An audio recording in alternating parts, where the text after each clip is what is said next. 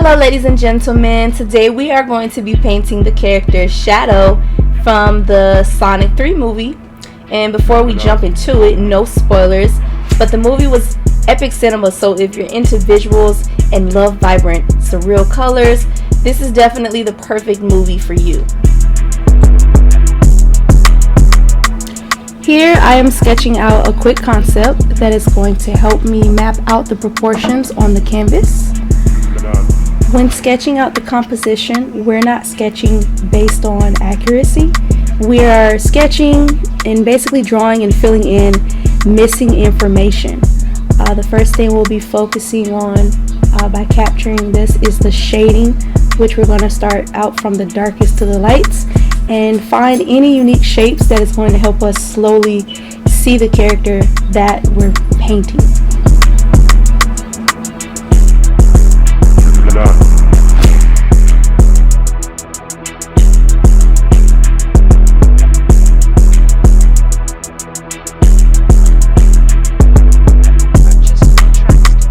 Just a small minor disclaimer. I know it looks funky at first and it looks funny. It does. It's okay to say it looks funny. But art is all about trusting the process. So bear with me and trust me.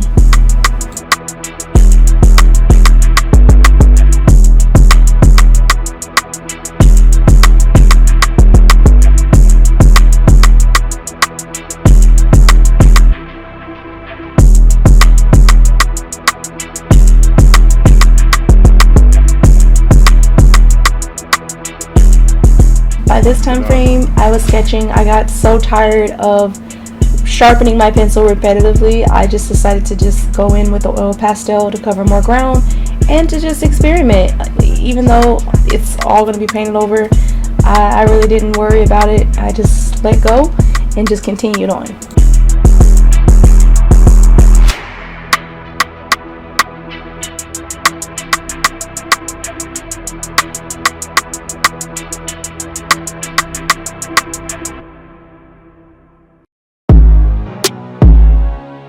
Once everything is mapped, I can now begin finally working on the background of the composition or in the portrait. And I'm going to start off by working from our darkest to our lights using this palette knife here.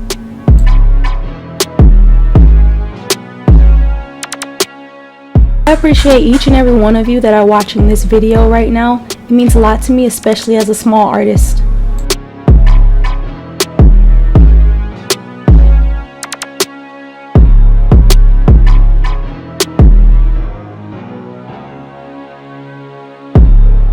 Notice how in this portion of the painting we've basically entered in a few neutral tones, our darkest shade being black along with a few grays in between.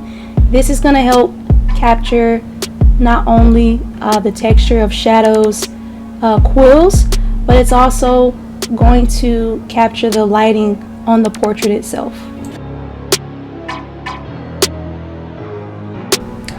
Alright, so continuing on in the painting, I am going in with minor brush strokes with the flathead brush, just so you can be able to see Shadow's quills on the side.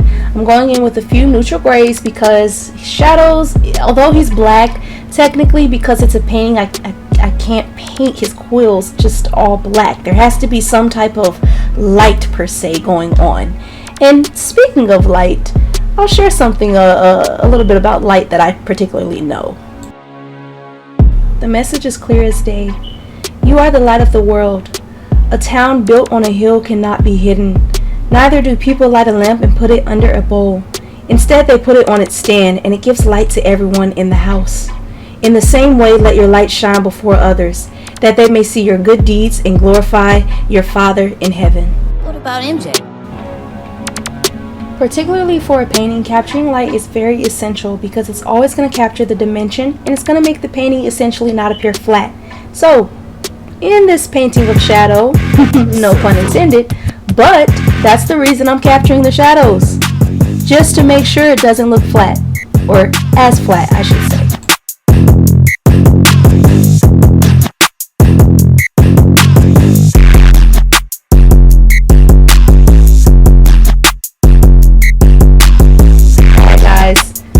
trust the process. At first I was going in with a darker gray, but then I decided, hey, if the light is coming from the right side of the painting, I need to make sure I make the right side of the painting a little bit brighter or lighter.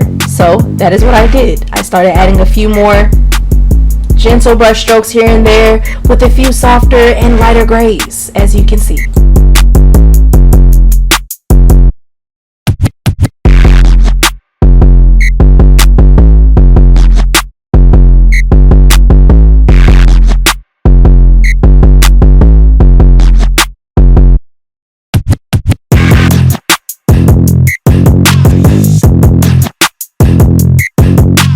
There isn't just one area I'm working in on this portrait.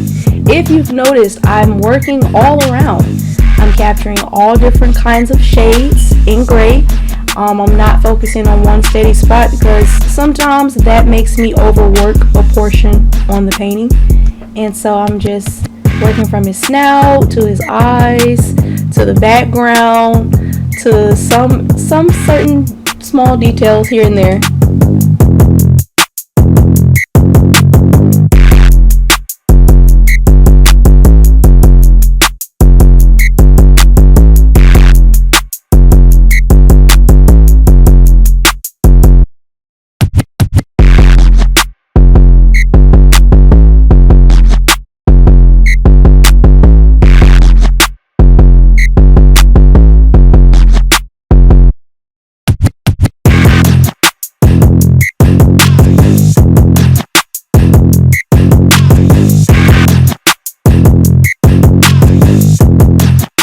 While I was painting Shadow's fist, it took me quite some time to do this, but I first want to focus on the fact that number one, his fist is falling off the edge of the painting, so there's a lot of space and in depth that kind of actually just goes on. So I wanted to make sure I pay attention to not just his fingers, but hands in general for me are quite difficult. So there was only 3 colors I could work with, which technically not 3 colors. There was gray, some whites, some blacks. Just wanted to make sure I focused on the overall shape of his fist and the shading. So the highlights, the lights, the darks, the whites, everything just to overall make it pop off the canvas.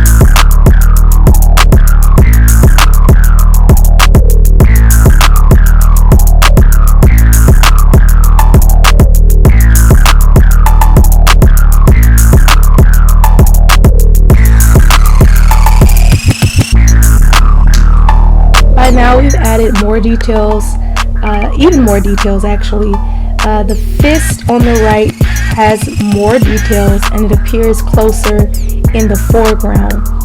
Shadow's face is also more clear with a splash of color in some places.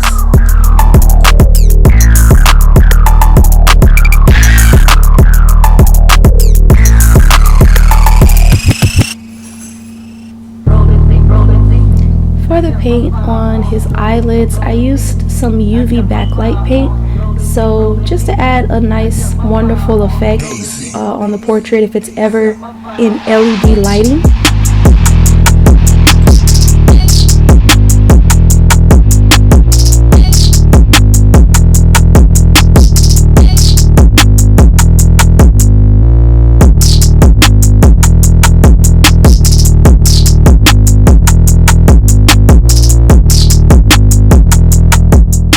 Very fun and exciting. As I slowly added in his quills, I couldn't make them all black necessarily, but I did want to make sure I left in that texture. So once I added in the red paint, it would have a nice two-dimensional like texture and pop off the canvas.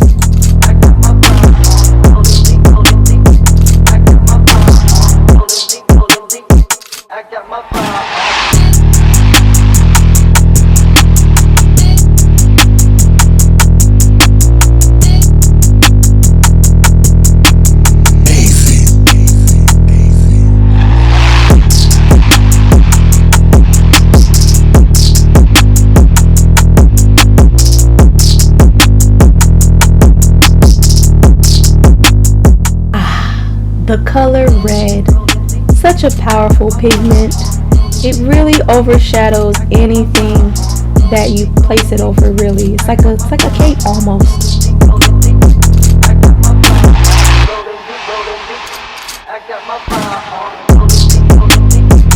Once again, paying attention to the light source, we are adding in a light pink, just overall, and some grays, just overall capturing the lighting. And again, that glare that's coming from the right side of the portrait.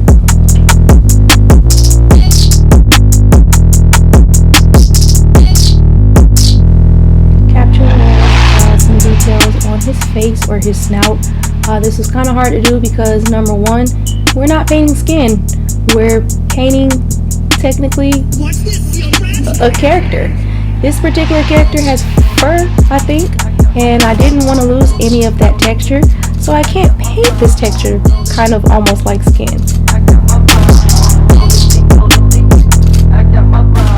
Colors at this portion of the painting, we use burnt umber, some pinks, some light oranges mixed in betweens, along with some muted browns.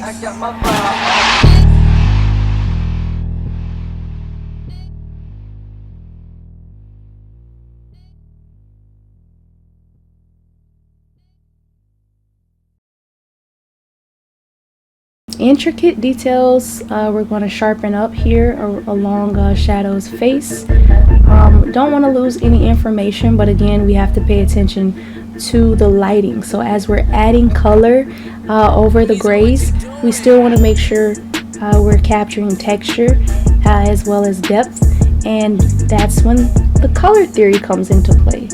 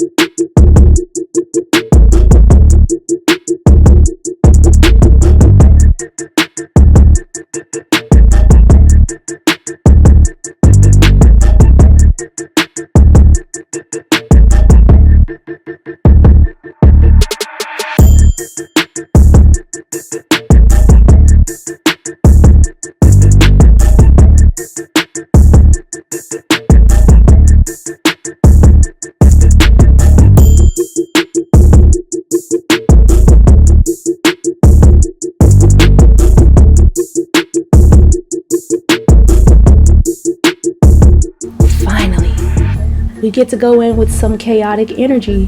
This involves lightning. I can't draw a straight line. I mean, I can, but why would I want to? I'm using a palette knife.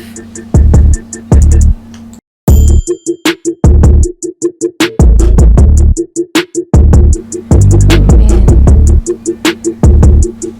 Didn't know chaos energy required such vivid details. But here we are.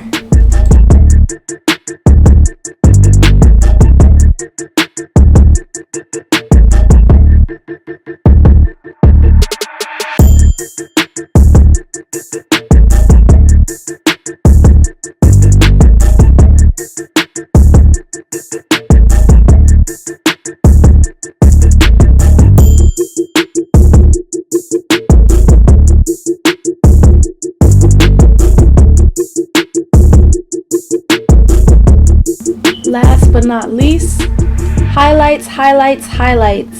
This is my favorite part of the painting. This is usually the last step of the painting actually. This is when you want to add your white paint mixed with any other color of the tones that you have, just to make it pop off the canvas. And now we have shadow.